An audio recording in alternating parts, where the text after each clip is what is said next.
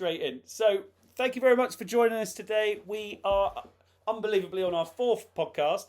I will say with no problems, but that's a lie because this is the third restart we've done on this one. But this will probably come out in the edit. But anyway, we're all okay. We're wide awake, as you'd probably imagine, because we've been trying to sort out lots of tech problems. We've had the internet go down in the road.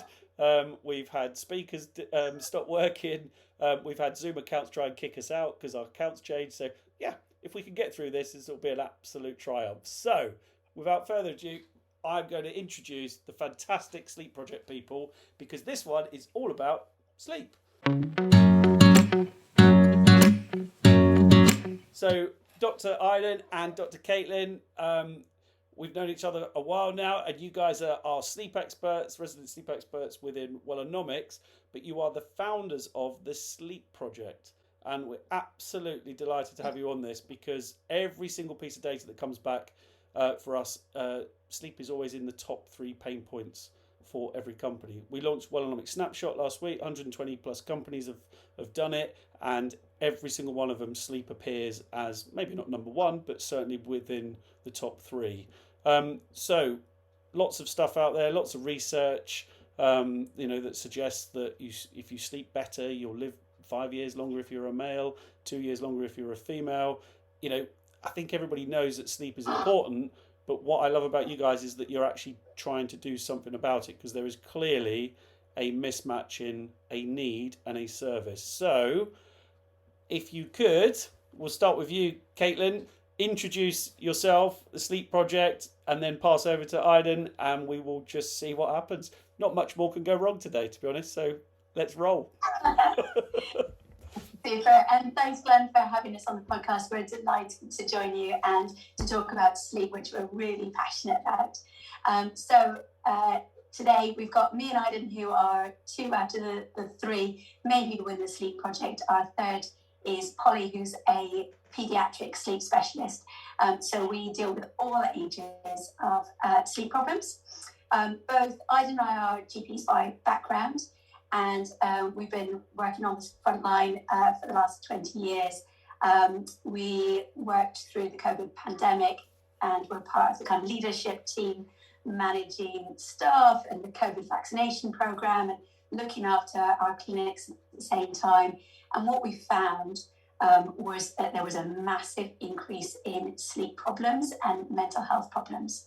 And we were finding that every day we were getting a sort of floodgate of people who were really impacted, and that there wasn't the services out there to support them.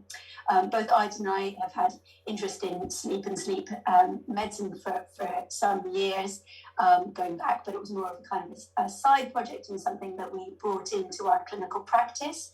But we decided that now was the time to bring together the team with our mission of bringing great sleep to people with all the health and well-being benefits that it brings. And so we came together and have been offering help and education to everyone that we can reach to try and get busy people sleeping really well again. Brilliant. That's fantastic. And again, like I said, the need for it is crazy ridiculous. Every month our data comes back and sleep is always the number 1 thing. Over half the people that are on our platform through Snapshot, etc., like I've said before, it's always sleep. So Eidn, could you maybe introduce yourself, expand a little bit more on how you service that and what you guys actually do to help try and solve basically the biggest problem in the world, I would say. No pressure then. Yeah, hi, I'm Eidn. I'm also been a GP for 20 years and along with Caitlin, we went to medical school together, in fact. And I guess one of the real kind of triggers for what we're doing with the Sleep Project is we both realised through our NHS practice that there's just basically non-existent sleep services in the NHS. It just isn't a service for most of the country. Yeah. There are 5 years at medical school, and we had one lecture that was kind of sleep based, and even that was very kind of specific. It was on obstructive sleep apnea, which is what most of the kind of NHS sleep provision is. Why do you think targeted towards. Why do you think that is? just one? I mean, one lecture just sounds crazy for sleep. Such a bit, is it? Yeah, it's absolutely bonkers given that we kind of spend a third of our lives asleep.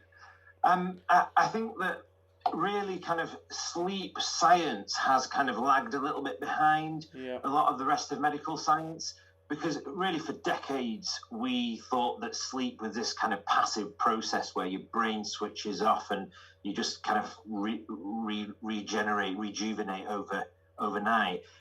But actually, the last kind of 20 years or so, the more that sleep science has advanced, the more we realize it's the complete opposite of that, really. It's a very, very active process for the brain where it goes through lots and lots of different cycles of different processes which help to kind of, they do help to kind of get rid of toxins and rejuvenate the brain, but they do so much more than that. It's a very active process. And I think that sleep science is starting to catch up now, but it's really the rest of medicine has had a real head start on it. And sometimes it's difficult to kind of change these really well-established kind of things. There's a lot of funding in the NHS going towards cardiology. There's a lot of funding going towards care of the elderly, and rightfully so.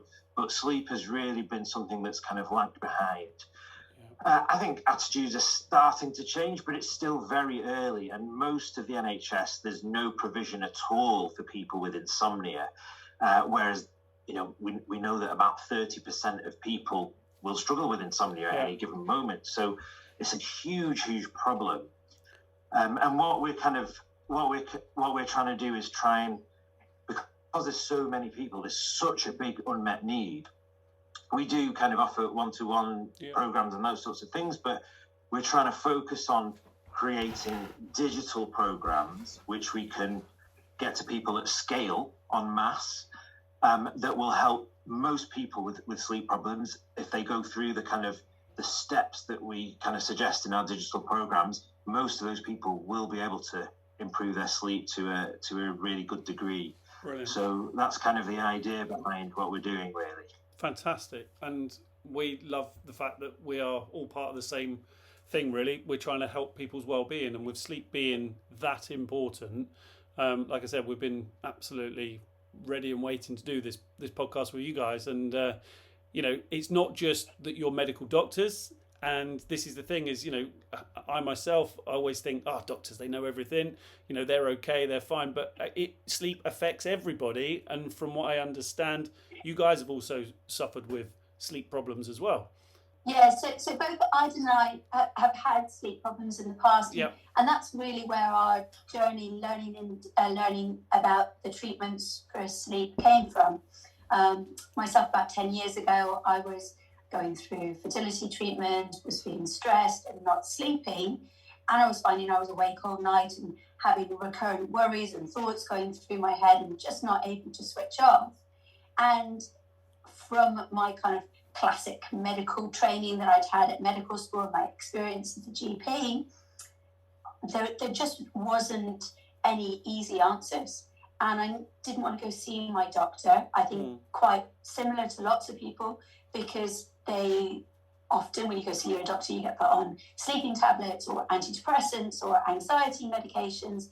And for me, that I didn't feel like that was the problem. I felt there was other things going on, and that I wanted to try and find my way through the journey to better sleep.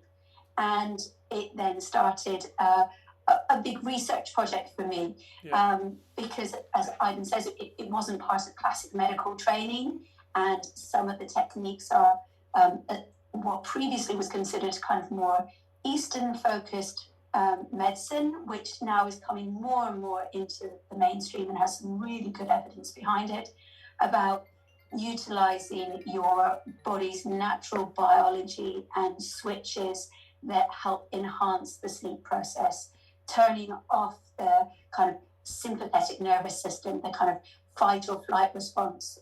Many of us in this modern culture spend a huge amount of our time in a fight or flight stress response. And it is possible to turn off those switches using your behaviors, the mechanisms within your body. And it's just knowing which ones you need to focus on to be able to turn on sleep and turn off everything else. Wow. And as a woman as well, the kind of interest between hormones and sleep and the other kind of cycles and everything else that can feed into it was something that I found fascinating. And those changes were so life-changing that I felt that we needed to get the message out there, because it works, and it works really well. That's amazing. And again, Western medicine tends to be drugs, and I think there's always a better way to do it. Eidn, what was your sort of sleep issue, or was it? I mean, clearly it will be different, but yeah. Oh God, I mean, I don't know where to start. I have. I guess where it first started was I've never been a morning person. I'm terrible in the mornings. I can barely speak. And I always thought, I remember thinking, it's probably back when I was at medical school, how come everything else that is difficult, the more you do it, the easier it gets. But getting up in the morning it wasn't getting any easier at all. No. And I know now it's because of my chronotype. I'm what we call chronotype. I'm a late type, an evening type. So in the morning, my biology just isn't working. It's not supposed to be awake, and that's why. And we know that this is genetic. You can't change your chronotype. So it started a long time ago. But over the kind of the last 10 years, I've then 10 or 15 years, I've then kind of developed every type of sleep problem. So it started off with I've got a lot of arthritis in various joints. And so pain is a big problem for me. All football related. Football is so bad for your body. It really is. But so in lots of ways. Pain related problems. Yeah, well, playing football into your 40s is bad for your body. Let's rephrase that. Definitely. But anyway, so pain related problems with sleeping at night. I then developed. After breaking my leg and ankle, developed depression, and so mental health related problems with sleeping at night. The treatments for those things can also make you stop you from sleeping. So medication related difficulties with sleeping. So I've really kind of been through all the different types, and that's it really deepened my interest in sleep, and it's a fascinating area of science. It really, really is. And two is I've got real lived experience in that for quite a long time with lots of different types of sleep problems. And the more I learn and the more I kind of learn to manage my own sleep problems, the more I realize that there isn't anything out there for our NHS patients that we can do other than kind of, throw sleeping tablets at them, which is what a lot of doctors do. And so that's really kind of where my passion started, and that's where I am now. I've really kind of grown my tool set, and I really kind of have a real empathy for people who have difficulty sleeping, and so this is really where I want to focus my energy now. Amazing. And I in a previous role before this, I used to teach genetics, genetic responses to one of the top genetic testing companies in the country, which actually identified your sleep. And so I know exactly what you're talking about when it comes to the your gene responses and your chronotypes. However, what you have just done is you've just given every child in the country the absolute best excuse ever to their parents to say, it's not me that doesn't want to get up, it's my body, it's my genetics, which, as you know as doctors as I do, it's the parents' fault. So actually, when you're getting told off in the morning that you haven't got out of bed, it's not your fault. It's not your fault. But I totally agree with all of that. So that's brilliant. That will definitely be a snippet from this podcast. Oh. It's a very interesting point that you make, though, because the world really is geared towards morning types. Even though the morning types are just fractionally less common, the world is kind of rigged towards them. Yeah. And so evening types are naturally disadvantaged, but school kids, they particularly in adolescence, so this kind of lazy teenager stereotype, your chronotype naturally shifts later. So a lot of these teenagers who are sleeping in, it isn't because they're lazy. It is because they are biologically predisposed. And so there's a real conversation to be had there. We're not too, school start times and those sorts of things, we're not too bad in this country. The States has had a real problem, schools starting at 6:30 or 7, and there's starting to be some shift in the understanding with that, because kids do much better with their learning when their start times at school is shifted a little bit later. So it's it's probably beyond the scope of what we're talking about today. It's a really interesting conversation. Absolutely, this is a whole different podcast. I've got a 7-year-old, as you know, and I think he's already entered that stage. Is that possible? Maybe that's another podcast.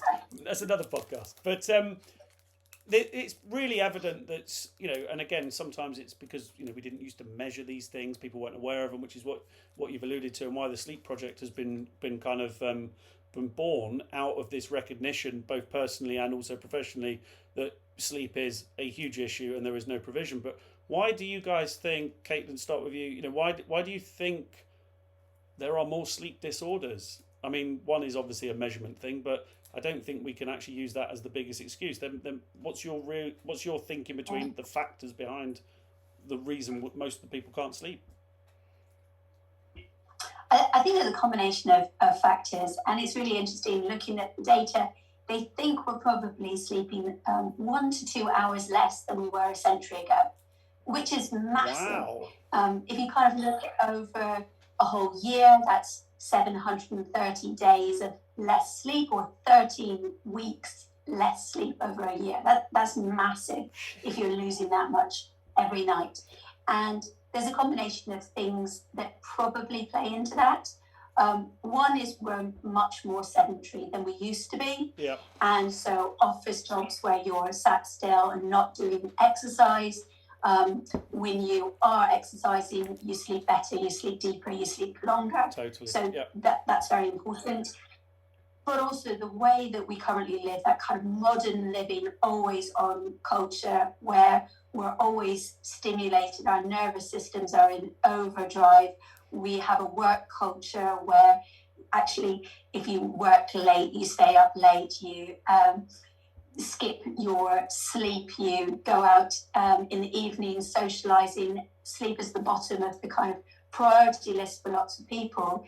And so actually lots of things that we're doing stimulate our nervous systems in a way that makes it difficult to switch off, and often dampens those feelings of natural tiredness. So you might not feel like going to bed at 10 or 11 o'clock, and instead you're scrolling through your phones, and lots of these things are very addictive.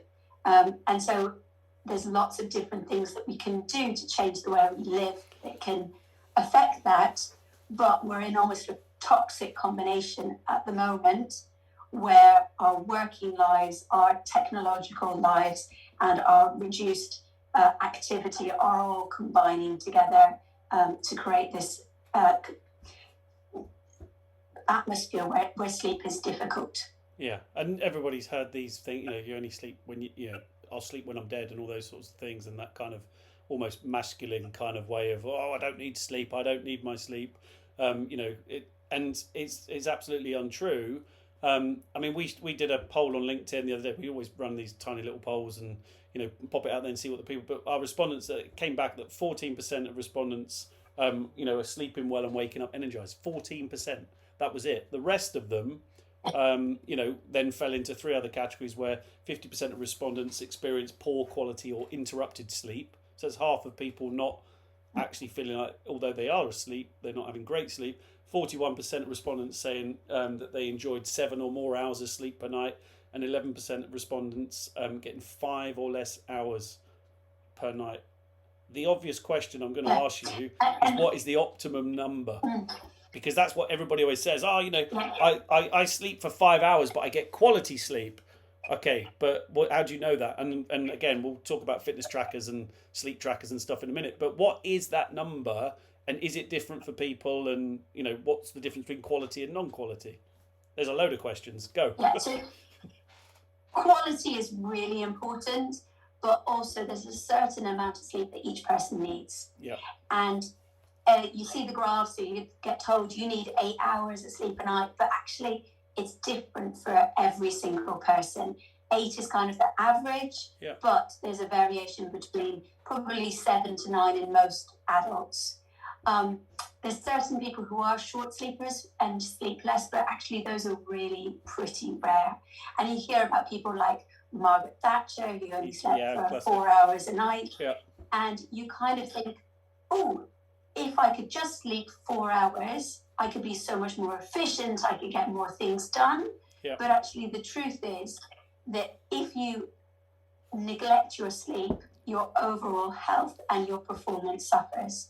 And there's good studies to show that those people who aren't getting sufficient sleep, their cognitive function declines, they're not able to perform at their best, they take more sick days, they may be at their desk but not actually fully there, they're only operating on 20-40%.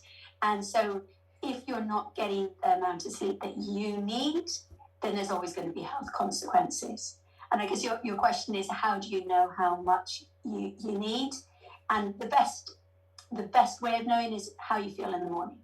If you wake up and you're feeling ready to go, and you ideally wake before your alarm and you feel refreshed and energized, then you're getting enough sleep. If you wake up and you're either still tired, or the alternative is you're feeling wired, your heart is racing, you're feeling on edge, those are warning signals from your body that it's not getting the sleep that it needs, and you're in a stress response from your body because it's having to work without the repair and the regeneration and the restorative process that happen at night. Because sleep is literally this kind of magical fountain of youth that kind of cleans and washes and fixes problems within the brain and the body. And if you're operating without it or without enough, there's going to be consequences.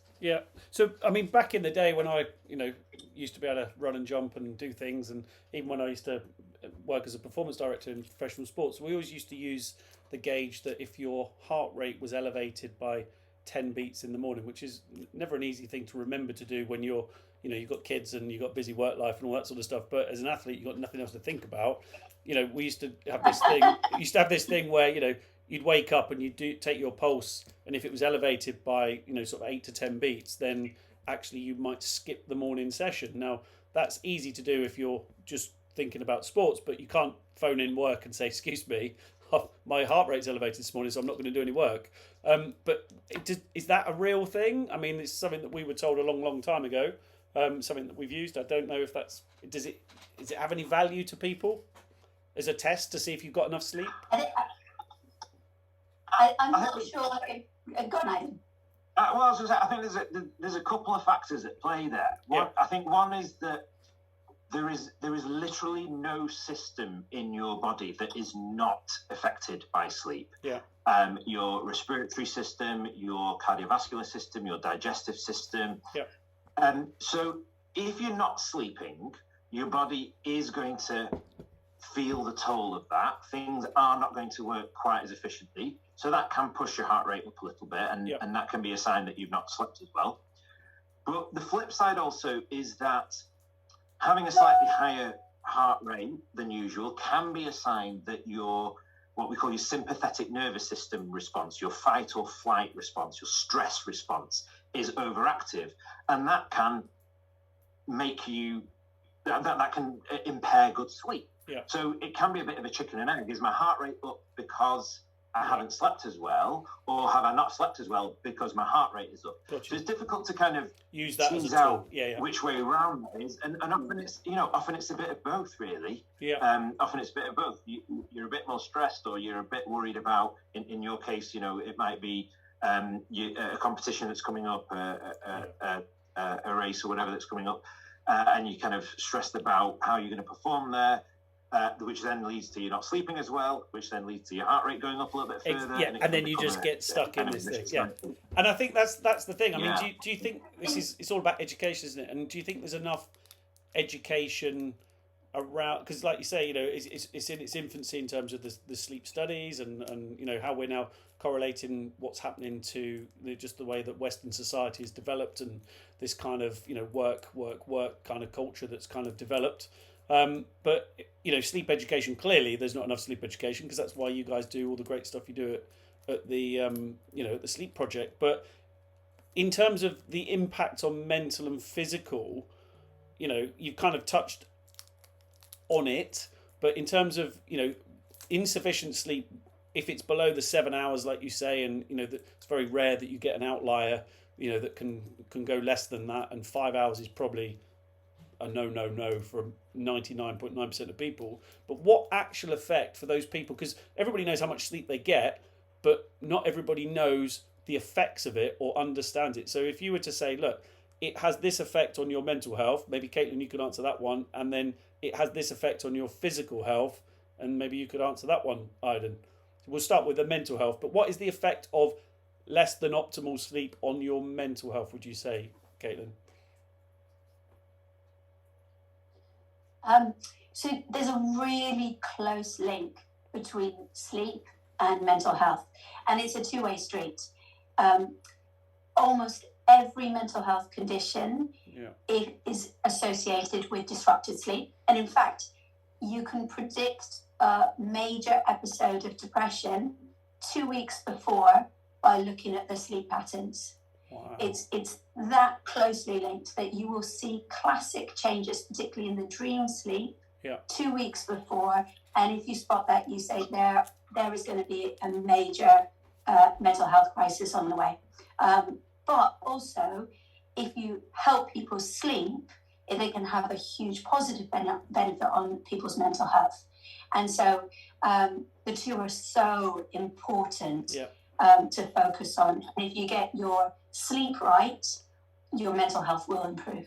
Fun. That is just brilliant educative information that everybody should know that. And to know that you can predict an episode of mental health based on sleep just highlights the importance of that sleep. So that's enough in my book to say why sleep is important, but it has that much effect on everything. What's the physical argument for sleep then, Eidn? Yeah, so like I said, it kind of filters down and affects every single bodily system.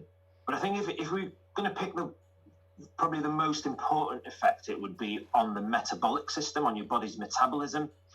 So not getting sufficient sleep will increase your risk of diabetes. Yeah. It will push your blood pressure up, increases your risk of heart attacks and strokes, increases your risk of Alzheimer's disease and dementia. And harking back to what we were saying a minute ago, Margaret Thatcher and the other kind of famous sleep when I'm dead person was Ronald Reagan. Yeah. And I don't think it's any coincidence that both of them developed Alzheimer's disease and died of it. Wow. So it's really kind of the metabolic effects have a real knock-on effect for everything else.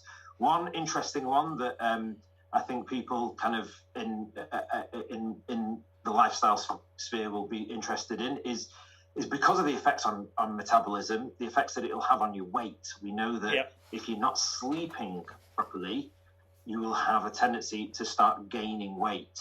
And sleeping better is one of the best kind of weight loss aids. And that's to do with the metabolic effects and the different hormones that are secreted when you're asleep that help you to kind of process energy and process fats more efficiently and more effectively. I mean, this is fascinating, and I've got a load of questions to ask you just on everything. But I mean, those two things alone, in isolation, would be enough to convince people. And this is what this is really about. This podcast is just trying to get that information out to people, because a lot of people will do one or two things. They'll either ignore stuff or they'll Google it, and then they'll make their own minds up conveniently to please, their preconceived kind of thought patterns on stuff. And what a lot of people we see these days doing is, there's a lot of sleep trackers or bots or whatever you want to call these things, apps out there. I'm not going to name any of them because I don't want to end up in a courtroom or anything. But effectively tracking your sleep with a digital device. What are your thoughts on those, Caitlin and Eidn? Start with you, Caitlin. They're not that accurate at the moment because most of them are based on movement, and we all naturally move in our sleep, and we go through different phases of sleep, whether it's deeper and lighter sleep and dream sleep, and often have a period of waking in between where we may move, we may change position but not be aware of it, and that's part of normal sleep. They're not very good at picking up the different phases of sleep or whether we actually are asleep or not. And so overall, they're not that accurate. The other thing that they do, which for me is a big negative as a sleep practitioner, they tend to cause you to become more anxious about your sleep. And if you're someone who's not sleeping well, the thing that you want to avoid more than anything is anxiety about your sleep.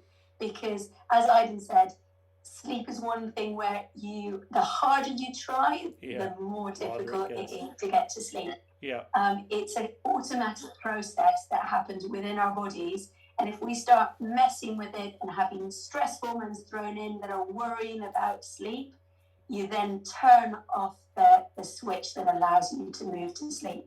And there's actually a medical condition, I can never pronounce the name, so I'll hand over to Eidn for this, but where people become so obsessed with their sleep trackers that they actually develop a whole new type of insomnia based around anxiety and their trackers. It's not yet a kind of an internationally recognized sleep disorder, but I'm sure it will get there. It's called orthosomnia, and it's where people get so obsessed with their sleep data from trackers and those sorts of things, and it starts to kind of have a counter.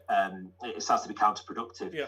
I think that sleep trackers are here to stay. There's no getting rid of them. They will get more accurate over time. I'm certain of that. I think there's no kind of single answer to this. If you're the kind of person who wearing a sleep tracker gives you that information that then leads you to changing your behavior and improving your sleep, that's great. I've got lots of friends who have realized that I don't use one myself, but lots of friends who realize that even if they have one beer in the evening, it will have a significant knock-on effect on their sleep. Yeah. And I think that's great. I think that kind of awareness that different behaviors, different things do impact on our sleep is really important. And if that leads to behavior change, then that's brilliant. If you're the type of person who is going to be hyper focused on exactly how much sleep you've had and exactly what time you get to sleep and exactly how much of your sleep is REM sleep and how much of it is deep sleep, that kind of level of focus is counterproductive, because what we really need is for people to give themselves what we call enough sleep opportunity, to have that awareness of the good habits that promote sleep, to make sure you're giving yourself enough opportunity to sleep, but trying to focus on your sleep and like what Caitlin said, actually trying to sleep is counterproductive. In fact, there's a really interesting study that shows for people with insomnia, trying to stay awake is more effective at getting them to sleep than trying to sleep. And that's something that we sometimes use, and it forms part of one of our sleep programs. It's called paradoxical intention. So for people who are trying to, for people who have poor sleep, actually deliberately trying to stay awake is more effective at helping them to sleep. It's interesting. Wow, that is interesting. The human brain, eh? Just very quickly, because you talk about the stages of sleep, because a lot of stuff that I hear from people that are using sleep trackers and stuff, it's like, oh, well, how often do you sleep a night? Oh, 5.5 hours. Okay, yeah, but I get 3.5 hours of quality sleep. And so, this is kind of sometimes tends to come from people that are not hitting the 7 to 8, 9 hours, and it's kind of like the justification of, well, yeah, I know I'm only in bed for 5.5 hours, but actually I get quality sleep for 2.5, 3 hours, and it's kind of like, and that kind of gives that self-justification of, okay, well, I'm okay if I go for 5.5 hours sleep because I get 2.5 hours of quality sleep. What would your thoughts and advice be on somebody that is in bed for 5.5 hours and only getting 2.5 hours of quality sleep? And what would you say that quality sleep is 5 stages of sleep? Is it REM? Is it deep? How does that work? Because I think there's a big misunderstanding as to how sleep happens, if that makes sense. And what and obviously the length of time that you're in bed allows you more time to get into deeper sleep and REM sleep and all those things. Could you kind of elaborate a little bit more about how sleep, should we say, works, and then what that argument is about sleep being deep or light, and whether there's an argument for quality sleep over quantity of sleep? Caitlin, do you want to take the one on how sleep works? Because I've got some thoughts on the sleep tracker side of things. Perfect. Yeah, absolutely. Sleep, you can think of it a bit like a washing machine cycle. Yeah. So when you go to sleep, various different processes happen throughout the night, and actually all of those are important. There used to be this idea that deep sleep is the best, or REM sleep is the most important, but actually there's increasing evidence that each of the stages has its role and is really important for different things. One of the things that they're starting to discover about the kind of stage 2 sleep, that kind of light sleep, is you get lots of sleep spindles, and sleep spindles are really important in memory processes, in preventing dementia, that these go down when you start to have dementia or Alzheimer's or Parkinson's disease, and certain mental health conditions, chronic pain. And so it's impossible to say, I got great deep sleep, so that's all I need. Each of those stages are vitally important. The deep sleep is really important because the neurons of the brain contract and relax and almost squeeze out all the toxins from the brain, and it's literally like a cleaning process that happens. So deep sleep is really important, and that mainly happens towards the earlier stages of the night. So normally your first half of the night is more focused on the deep sleep. Later on in the kind of early hours of the morning, the subsequent stages are more about dream sleep. And dream sleep is vitally important for memories, but also for emotional processing.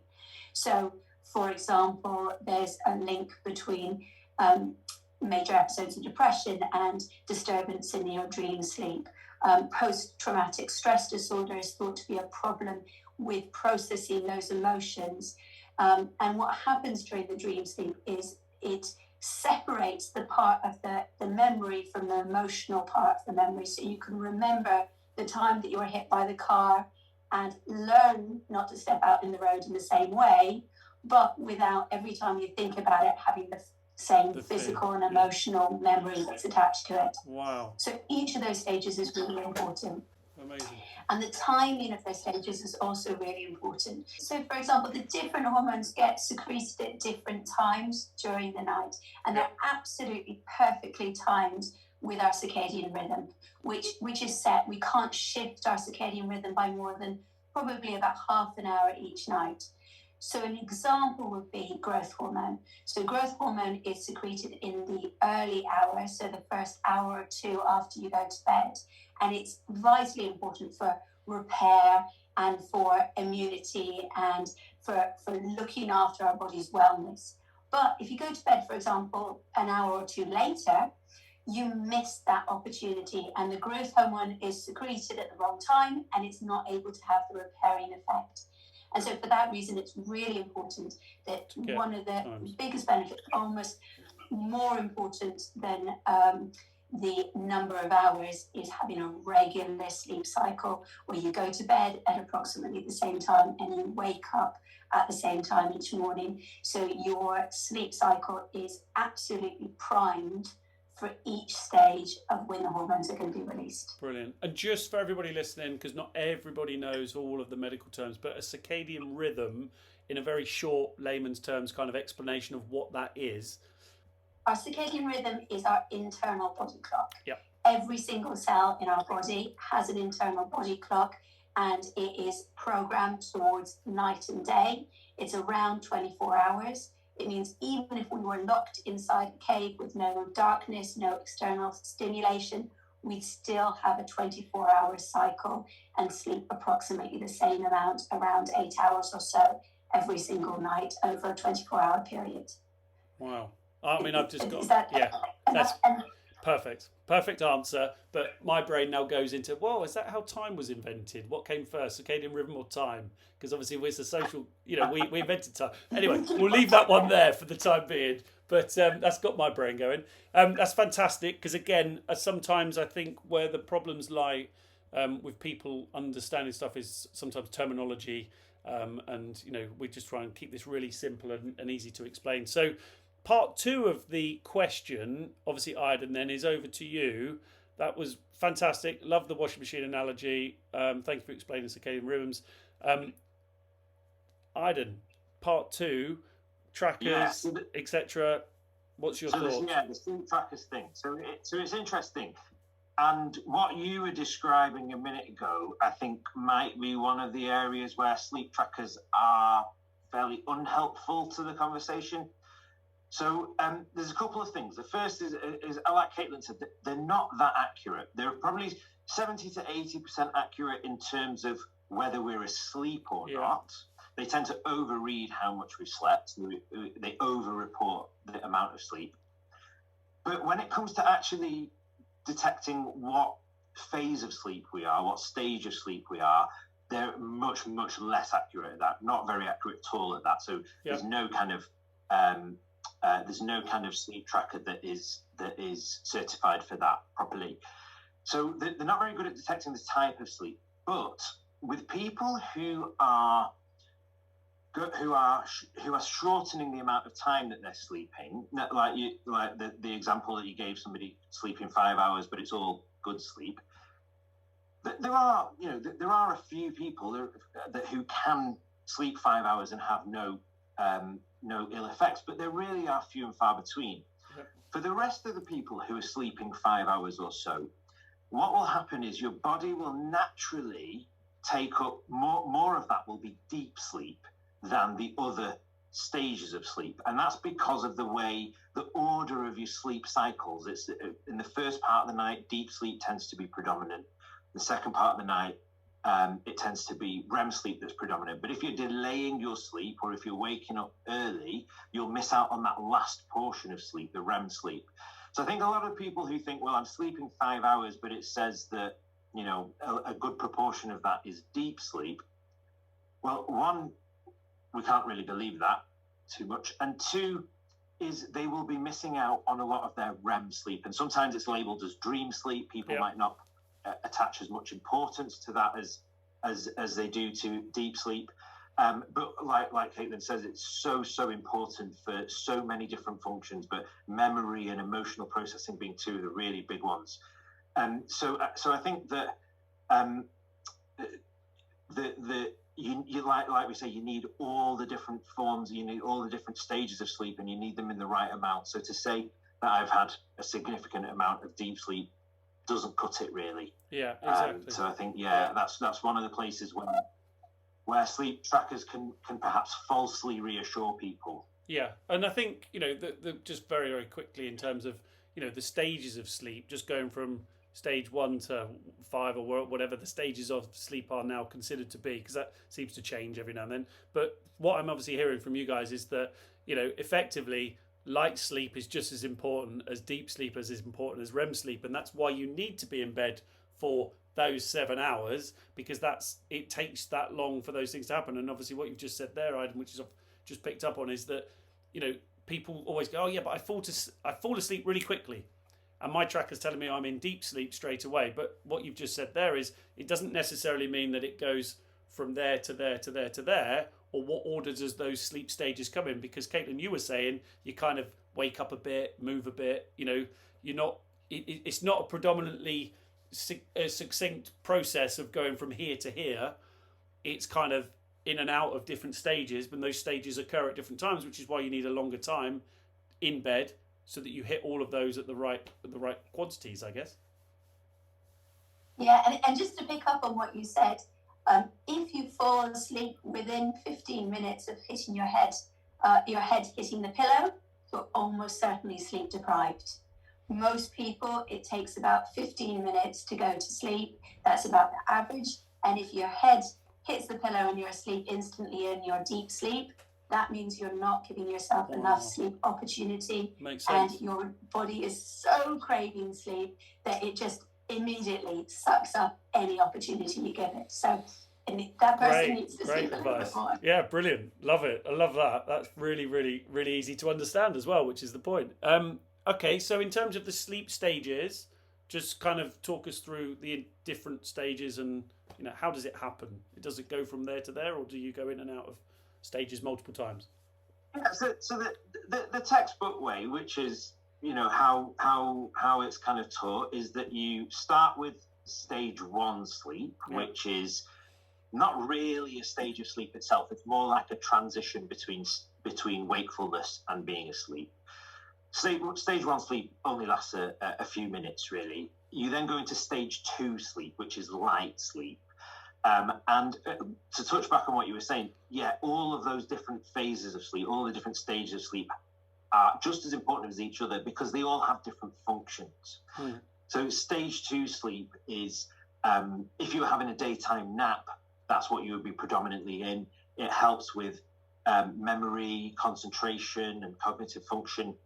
And you would maybe spend kind of 20 to 30 minutes in stage 2 sleep before then going on to stage 3 sleep, which is deep sleep. Now, you were alluding to kind of the number of sleep stages changing and that kind of a thing. There did used to be medium deep sleep and very deep sleep. We just lump them together now as one. So you have stage 1, which is the transition, stage 2, which is light sleep, stage 3, which is deep sleep, and then the 4th is your REM sleep. So you usually go stage 1, stage 2, stage 3, deep sleep for another kind of 20, 30 minutes, depends on the time of the night as well. And then you cycle back up through the stages and then into a period of REM sleep. And at the beginning of the night, the first part of the night, the REM sleep, the dream sleep stages are shorter. And then as the night goes on, they get gradually longer as the deep sleep stages get gradually shorter. So each kind of sleep cycle lasts approximately 90 minutes, and you'll have kind of 4 or 5 of those through a night's sleep, basically.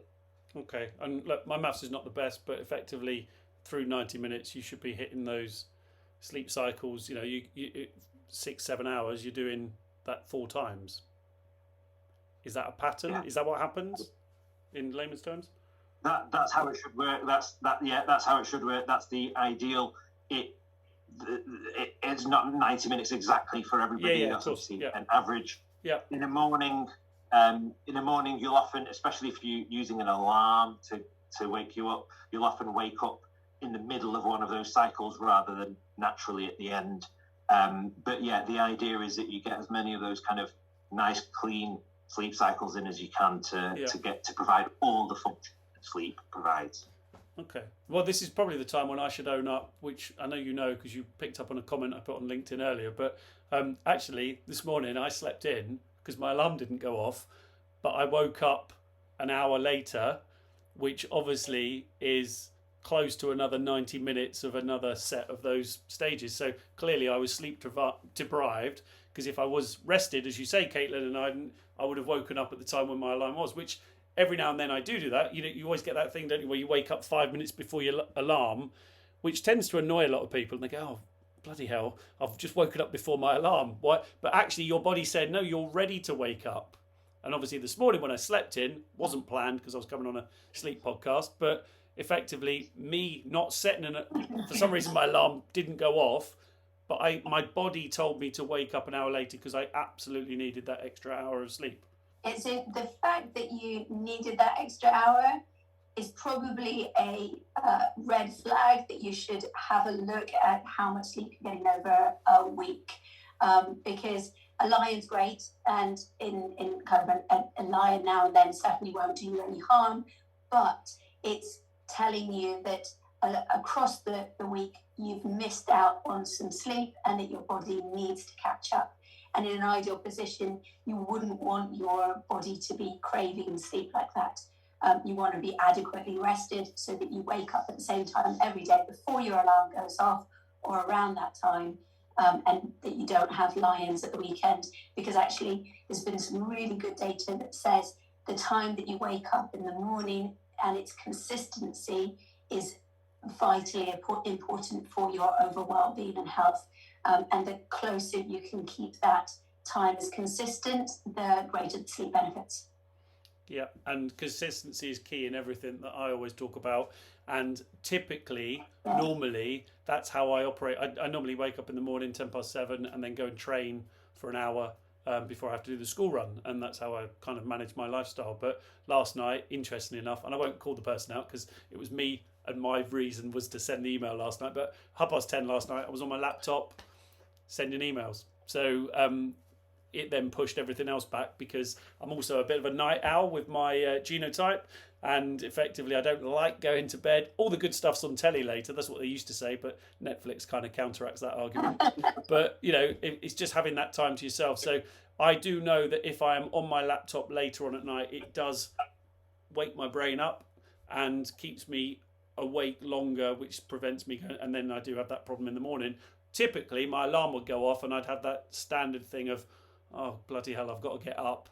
But knowing that I forced myself into my consistent pattern, however, this time it didn't go off and my body went, you're not getting up here, you need another hour. So it makes total sense to me. I know that if I'm on my laptop late at night, it is not a good thing. So there you go. I guess that's just what's happened to me this morning. I mean, we understand that there's life, there's things that happen, there's people's birthdays, there's parties, there's all the good stuff in life, and life is for living. And absolutely have those treats, go out and do things, enjoy things, but make sure that you do try when it's possible to have that consistency. And if you know that you're having a night out, have an out before, do a little bit of catch up sleep before you know you're going to miss your sleep. Can work really well. So I've got a question, because obviously Suzanne prepares lots of the questions because we get asked lots of questions, and I think I know the answer to this one, but I'm going to ask it anyway based on everything that you're saying. But is it possible to overdo sleep? Effectively, could I just answer what I think based on what I've learned today? I would say no, because your body will wake you up when you are ready to wake up. So can you sleep too long? Is that possible? I don't know. I think you're right. In a word, we think no. There are so many benefits that sleep bring, and there isn't really anything that has suggested that sleeping too much is going to have an opposite effect. But I think where this comes from is some studies where they have shown that people who sleep consistently more than 10 or 11 hours do, on average, tend to die a little sooner. So it is associated with a slightly higher mortality. Now, sleeping too little is associated with much greater mortality. Yeah, sure. But as you sleep more and more, the curve comes down, and then there's just a little flick up at the end. Wow. And what we think is that is very likely due to people in that kind of, a lot of the people, not all of the people who sleep in 10 or 11 hours, but a lot of the people in there have other medical underlying problems. Conditions, and so they're getting poor quality sleep. So they may have chronic pain, they may have other diseases that are impacting on their sleep. Yep. So they have poor quality sleep, and they need to get more of it in order to feel well rested. And so it's not the sleep itself that's causing the greater mortality risk, but the underlying health problem that they've got already. So that's where we're at the moment. But I think that's where the question has come from, really. Can you have too much sleep? Is probably from some of those studies that showed people on the far end of the spectrum do have a slightly higher mortality risk. Makes perfect sense. So as we sort of coming towards the close, then, sleep being the biggest issue that is, what would your kind of top tips and sort of what's the most essential thing would you say for good quality or getting good quality sleep? So Caitlin, if you kind of give us a couple of tips that you would say are the most important, then Eidn maybe, because it's clear that it's affected by lots of things, but how, if all these other external pressures are on me and affecting me and social lives and all this sort of stuff, what would you say are the consistent things that you should do? Something that I learned a long time ago was, if I take my pillow with me wherever I go, I can sleep anywhere very well. but I have lost a lot of pillows to a lot of places because I've forgotten to take it home with me. So, my pillow goes everywhere with me, everywhere, even to friends' houses. And as I've got older, I've included slippers in that as well, which has caused a lot of hilarity between my friends. But what would be your top tips for, trying to establish some really good sleeping sort of behaviours? I think a really good one is bedtime routines are not just for children. Yeah. Often we're really good with our kids at having a warm bath, reading a nice story, dimming the lights, calming down the energy levels, preparing them for sleep. And the reason we do it with our kids is because it works, but it works really well for adults too. Makes sense. What happens is our nervous systems start to kind of slow down the kind of nervous activity and switch from the sympathetic, which is the kind of stress, fight or flight, to the parasympathetic, which is the rest and digest side of our nervous system. And when you do that, you start to feel more sleepy, you find it easier to fall asleep, and your body will get better quality sleep because when you're in a stress response, you tend to stay in light sleep and not get into those deeper and REM sleep stages. So bedtime routines, and it doesn't have to be a bath and a story, though a bath or a hot shower is really good for sleep, but come up with something that's relaxing for you and do the same thing each evening. Perfect. And that includes, as you said, switching off technology about an hour before, not because of the light, because the blue light doesn't have too much impact, but because it's very stimulating for the brain. Yeah, makes perfect sense. And actually, when you frame it like that, why do we do? I mean, as a parent, you kind of do that for your kids because you're like, just go to sleep. So you do everything possible to help them to go to sleep, but then you don't do it for yourself. It makes perfect sense. I mean, sometimes you just got to look at yourself in the mirror and look at what you've been doing elsewhere. I mean, it's a revelation, if I'm being honest. Eidn, do you want to add any of your kind of thoughts and thinking to that? Yeah, I guess so.